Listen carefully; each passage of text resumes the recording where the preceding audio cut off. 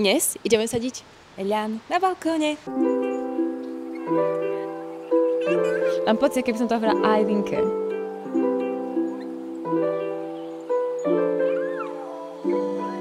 Ahojte, vítam vás pri mojom asi vôbec druhom YouTube videu, myslím, na kanáli Story of Linen. Dnešný proces, ktorý vám ukážem, je sadenie ľanu na balkóne. Pretože aktuálne žijem v byte, nemám na výber.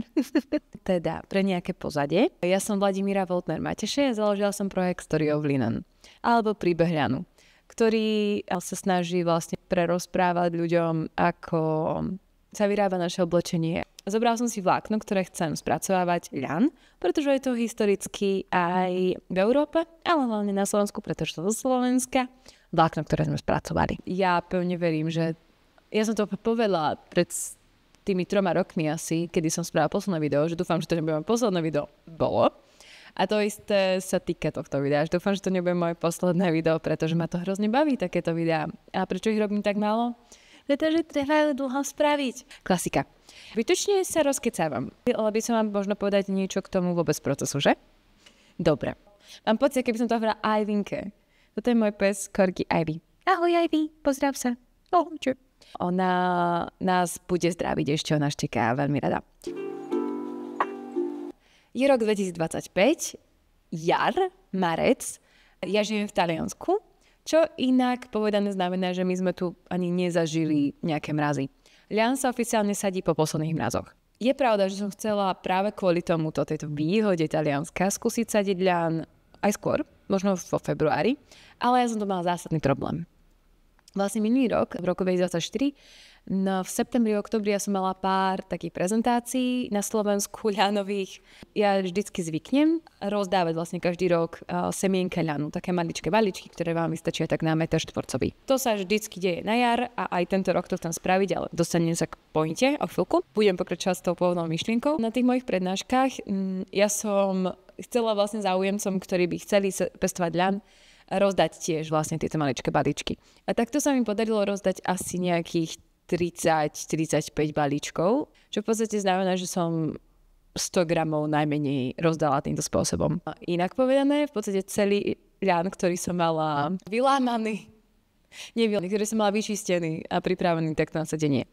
Takže vlastne ja som tuto jar, nemám k dostaniu už žiadne semienka. Tak to vidíte aj pozadie vlastne. Všetci, čo mi vlastne píšete, a chceli by ste ľan odo mňa ako každý rok. Ľan, ktorý je bohužiaľ nevyčistený, zostal na Slovensku. Naposledy som na Slovensku bola na Vianoce a nestihla som vlastne vyčistiť ten ľan. Preto túto jar som potrebovala zohnať nejaké nové ľanové semienka, ktoré by boli vhodné na výrobu ľanového oblečenia alebo vôbec na pestovanie na vlákno. A aj tak som to už dlhšie chcela vyskúšať, že zasa nejaké nové semienka skúsiť vypestovať, no alebo skúsiť inú kvalitu.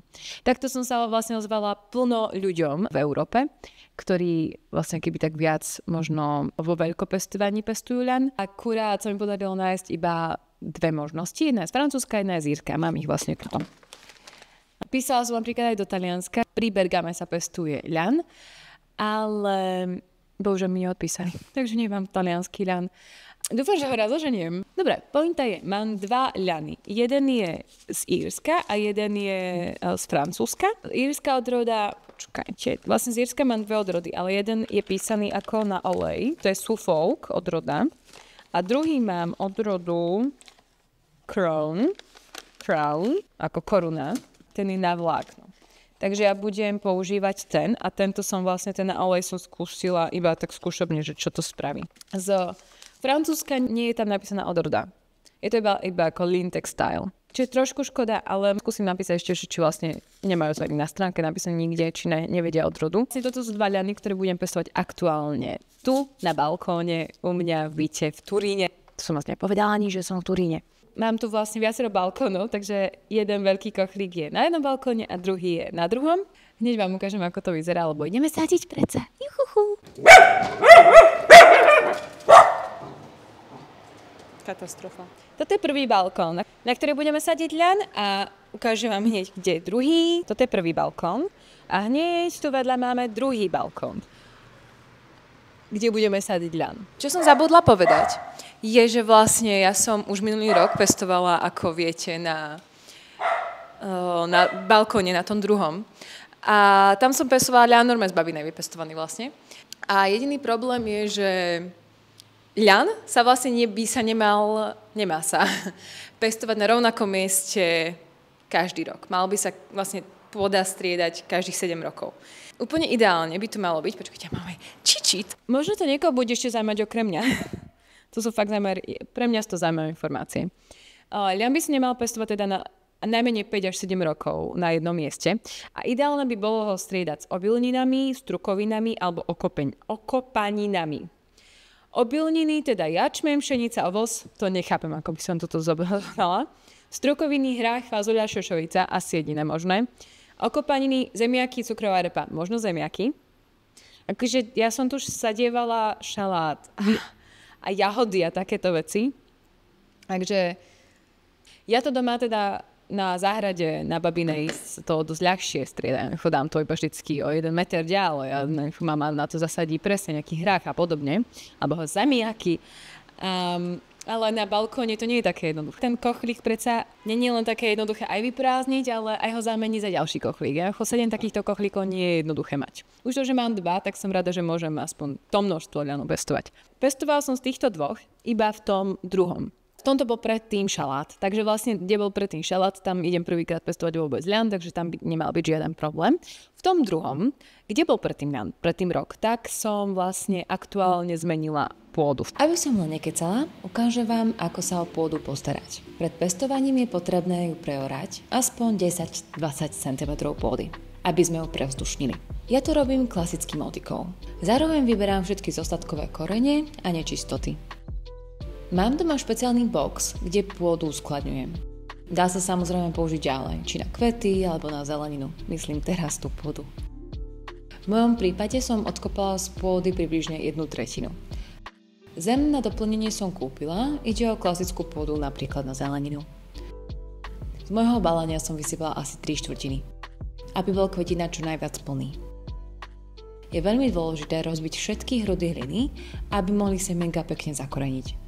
Novú zem som zmiešala s pôvodnou a na vrch som nasypala ešte malú vrstvu novej zeme, aby mali semienka na prvé zakoreňovanie najlepšie podmienky.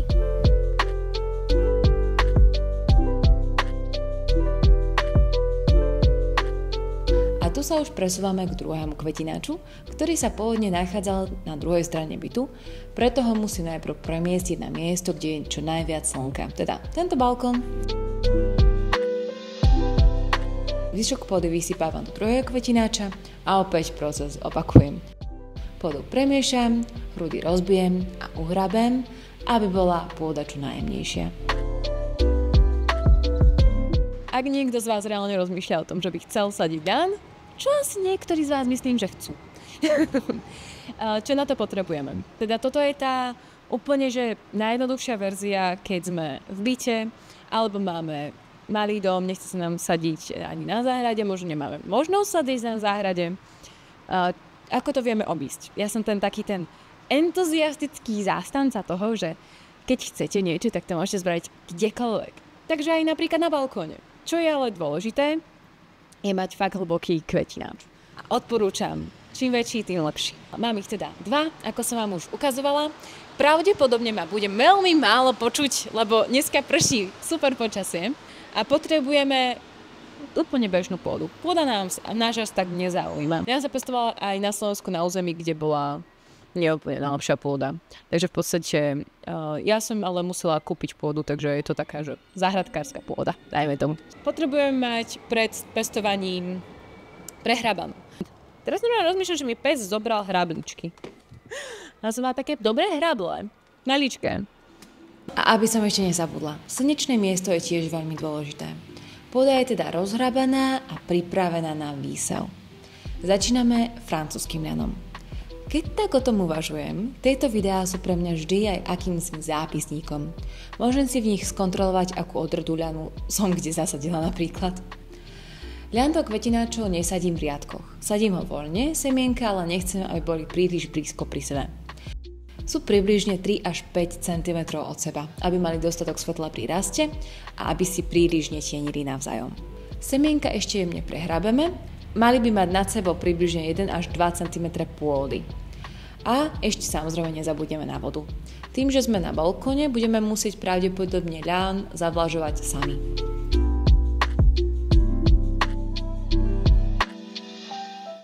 Sme na druhom balkóne, ideme sadiť druhý ľan, írsky. Proces je aj pri druhom ľane úplne rovnaký. Pôdu si pripravíme, aby bola čo najjemnejšia a semienka voľne rozsypeme. Samozrejme, ak si chcete ale vytvoriť riadky, môžete, je to len na vás. Na záhrade sadím napríklad len do riadku. A opäť na záver za semienka prikryjeme pôdou a poléme vodou.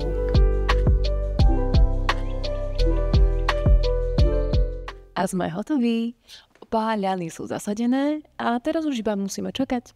Nejaké možno moje poznatky? Rada práve sadím v takomto počasí, keď je sichravo. Ľan vlastne potrebuje na začiatku svojho rastu veľa vody a slnka. Takže vlastne taká tá jarná sichravosť, ktorá sa strieda so slnkom, je úplne ideálna. Ak by ste mali akékoľvek otázky, spýtajte sa kdekoľvek, buď tu v komentároch pod videom, alebo na Instagrame, rada vám všetkým odpoviem. Ako som spomínala vlastne aj na začiatku, ja teda každú jar tie maličké balíčky ľanu rozsielam a nechcela by som to spraviť inak aj tento rok. Spravila som to teda ale trošku tak akože podvodne, môžem povedať. Ja som ten ľan teda musela kúpiť z Francúzska a z Írska, pretože som nemala dostať ten svoj slovenský ľan.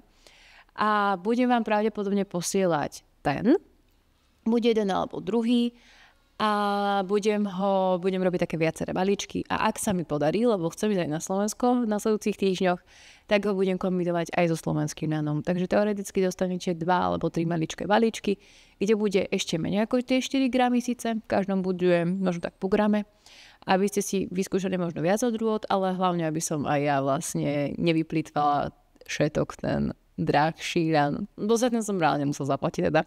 Ale to je v pohode. Ja veľmi rada vlastne rozširujem túto komunitu aspoň týmto málom a ak niekto budete chcieť, tak mi napíšte, ako vždy. Ak sa niekto dostal až na koniec tohto videa, tak by som mala pre vás otázku. Pretože ja si osobne stále myslím, že tento môj projekt Tree of Linen je viac taký medzinárodný a chcela som sa vás pýtať, nakoľko by vám vlastne mohlo vadiť, kebyže robím tie videá po anglicky. Nehovorím, že moja angličtina je skvelá, ale stále tá slovenčina je predsa 5 miliónov, maximálne 15 miliónov obyvateľov v Československu. Angličtina je celý svet. Tak mi dajte vedieť, prosím. Ďakujem. Dobre, majte sa krásne. Hovorím, akékoľvek otázky, napíšte mi kdekoľvek. Majte sa krásne, čaute.